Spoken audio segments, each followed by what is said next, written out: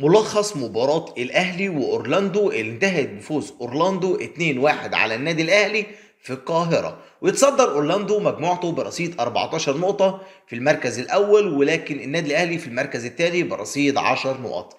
النهارده هنشوف ملخص المباراة، بس قبل ما نخش على الفيديو اعمل لايك يا صديقي بعد إذن حضرتك، واشترك في القناة واكتب كومنت توصله لدفاع النادي الأهلي اللي شفناه النهارده كان في الضياع. ويلا بينا نبدأ الفيديو. بص معانا اللقطة الجميلة جدا من لعيبة أورلاندو اللي اتلعبت بكل سهولة وبكل مرونة داخل مستطيل النادي الأهلي. مصطفى شوبير طبعا لا يسأل عن الهدف بالمرة، يسأل عن الهدف اللي يعمل دبل كيك رامي ربيعة، وخالد عبد الفتاح اللي هو واقف حاطط لي ايده ورا ظهره في موقف قانوني. الاتنين بصراحة اتحطوا قلب دفاع وكل الغلطات منهم.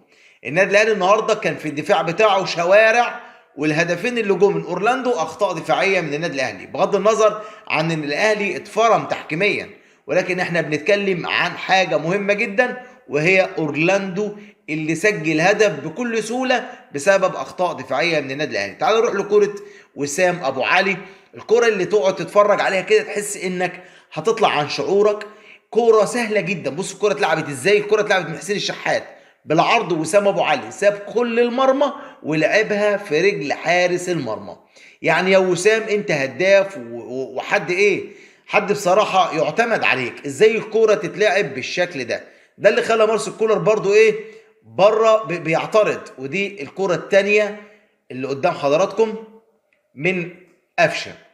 قفشه طمع في الكوره دي مع انه كان يقدر يلعبها بالعرض للاثنين، يعني تتلعب الكوره بالعرض اما لامام عاشور يا اما لوسام ابو علي، والاثنين كانوا مندفعين وراه، والكوره كانت لو اتلعبت بالعرض كانت هتسبب خطوره اكتر بكتير من الموقف اللي شفناه من محمد مجدي قفشه.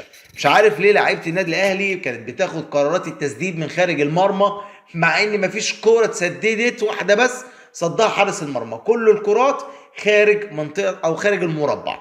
ده اللي خلانا ايه نقعد كده نفكر الاهلي بيعمل ايه. تعالوا نشوف هدف حسين الشحات اللي رجع الاهلي 1-1 بعد نزوله مباشره قبل الغلط اللي عمله، وضيع برضه خلاه جه فينا او تسجل فينا هدف من كلام فاضي. كرة في رجلك واتقطعت منك. تعالوا نشوف الهدف بس مع بعضينا.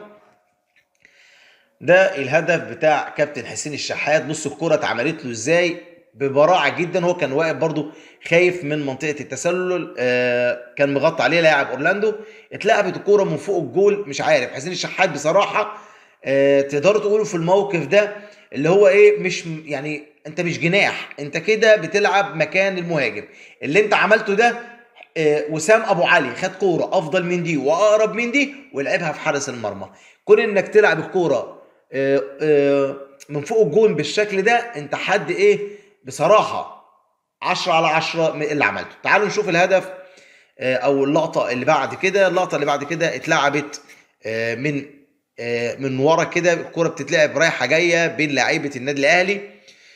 ونشوف بقى الحاجه اللي هي ايه تخليك انت كواحد من جمهور النادي الاهلي، هو ايه اللي بيعمله الاهلي ده؟ ليه الاهلي بيعمل الحاجات دي؟ محتاج بس حد يرد عليا في اللقطه دي. دي الكره اللي اتعملت من وسام ابو علي واتسددت بشكل ايه، مش عارف، مش هقول عشوائي، هو خطأ فادح من الحكم. لان الكره دي وسام ابو علي بص مصاب، الضربه اللي اخدها يعني المفروض كان الحكم ادى انذار في انذار، خوف لعيبه اورلاندو، لكن لعيبه اورلاندو شافت ان الموضوع ايزي، مفيش اي مشاكل خالص، نقدر نعمل اللي احنا عايزينه بدون اي ما الحكم يدينا انذار او طرد والكلام ده. طبعا الحكم كان حد ايه قاسي جدا على النادي الاهلي، ده اللي خلى تشوفوا المباراه بالشكل اللي انتوا هتشوفوه ده. نقدم بس ايه نشوف الدنيا هنا في المباراه في الكوره دي. دي الكوره الثانيه اللي طبعا شايفين قدامكم لعيبه النادي الاهلي بتلعب الركنيه. شوفوا بقى الحارس طلع الكوره في منطقه، بص لعيبه النادي الاهلي من رجل لرجل، وفي منطقه يعني منطقه البوكس كام لاعب، ومفيش اي واحد منهم قدر ايه يخلص.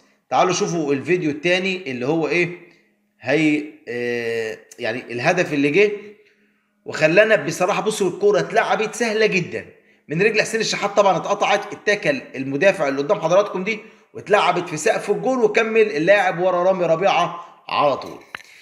بصراحه ومن وجهه نظري لعيبه النادي الاهلي كتر الف خيرها اللي هم ايه لعيبه الوسط، لكن الدفاع ولا في الضياع، الدفاع في الضياع. وعندك مين تاني؟ الدفاع في الضياع، وكمان عندك المهاجمين في الضياع. وسام ابو علي خد اكتر من كوره وضيعها بشكل ما يضيعش، مش مهاجم اللي ضيع الكوره دي. نشوف بقى الحاجه المهمه جدا جدا واللي اقدر اقولها لحضراتكم، حاجه ايه من شكل تاني. دي الكوره اللي قدامكم، وسام ابو علي بص سدد الكوره، لو في الجول جول يا وسام، لو دي في الجول جول يا وسام. تعالوا بس نشوف اللقطه اللي بعد كده. اللقطه اللي بعد كده لقطه الغاء هدف النادي الاهلي، وبصراحه انا شايف الهدف ما يتلغيش. الكوره اتعملت وبشكل جميل جدا، مش عارف اتلغت ازاي. رام ربيعه بيعترض ازاي انا مش في موقف التسلل، وفعلا كان رام ربيعه مش في موقف متسلل خالص، والحكم احتسبها تسلل. وشفنا بصراحه كميه غباء وكميه ظلم تحكيمي من الحكم، حاجه غريبه جدا. رامي ربيعه رجع من التسلل ولكن ما لمس الكوره في اللمسه الاولى. ده اللي خلانا نقعد نفكر ليه كده، ايه اللي بيحصل ده. يا كل اللي اقدر اقوله لك الله يا اهلي، هارد لك للاهلي، والف مليون مبروك لاورلاندو. ما تنسوش تعملوا لايك الفيديو وتشتركوا في القناه وتفعلوا جرس الاشعارات. الى اللقاء في فيديو اخر.